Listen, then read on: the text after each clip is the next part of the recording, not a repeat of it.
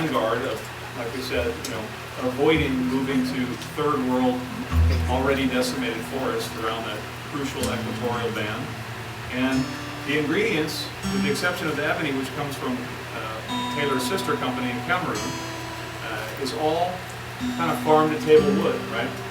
On the back table there's copies of our wood and steel. There's one of them, which is our product guide for the year, that has a baby maple tree on the cover of it.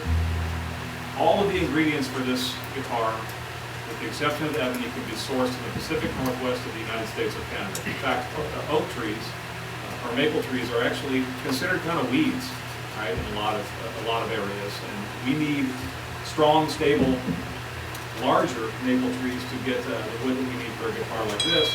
But it's a farm-to-table ingredient list. Now, traditionally, people have either loved, that 10% of people love maple guitars for its kind of very dense, very articulate, very crisp sound.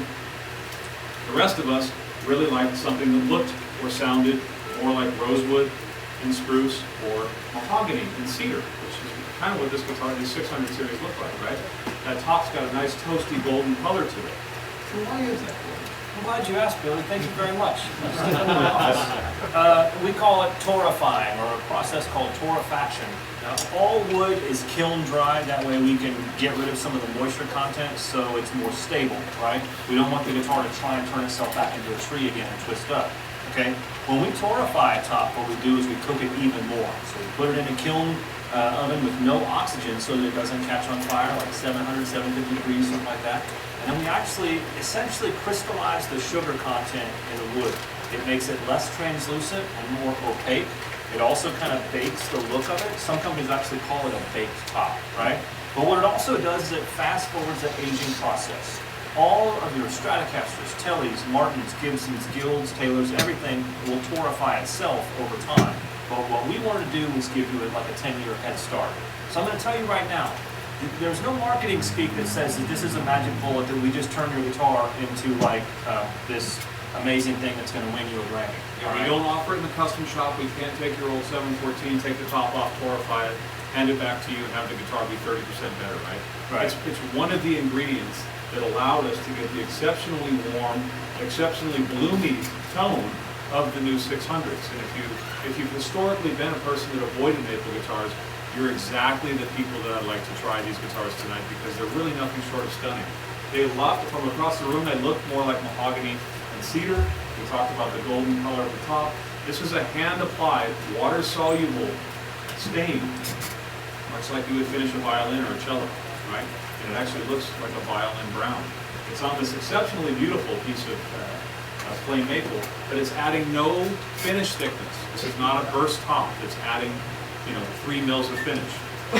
This is our same 3.5 mil finish, which is far and away the thinnest finish in the business that we met on all the 800 series 2 years ago, right? And the concept there is the less finish on a guitar, the more that the instrument can open up, resonate, produce volume, and bloom. And this is what the new 600 sounds like.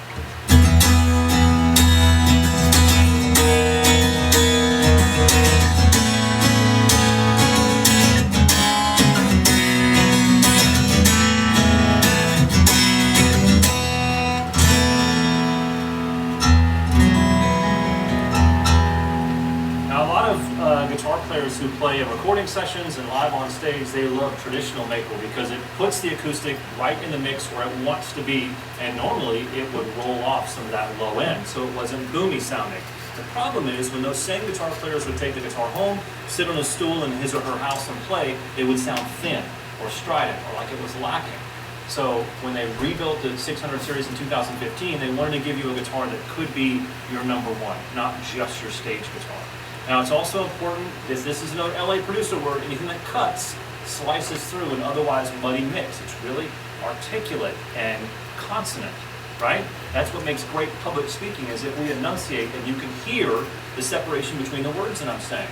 A maple guitar gives you that exact same enunciation or clarity whenever you're playing live on stage. Now, some of you have a really strong finesse strumming hand, right? Really articulate, you do a lot of little ghost notes and strumming patterns and stuff that you want to show off. Maple's great for that, right? Music stores sometimes have cookie jars and little plastic eggs up by the register, and they're filled with sand and shrapnel and stuff like that.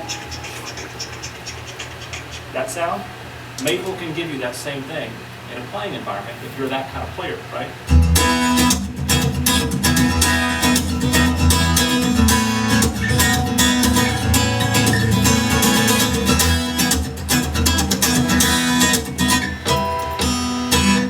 And then you result to an E minor in an E major song, which is terrible form. But anyway, you get my point, all right? So if you're a really articulate player, try the 600s. Also, there's a 614 CE. We know from being graduates of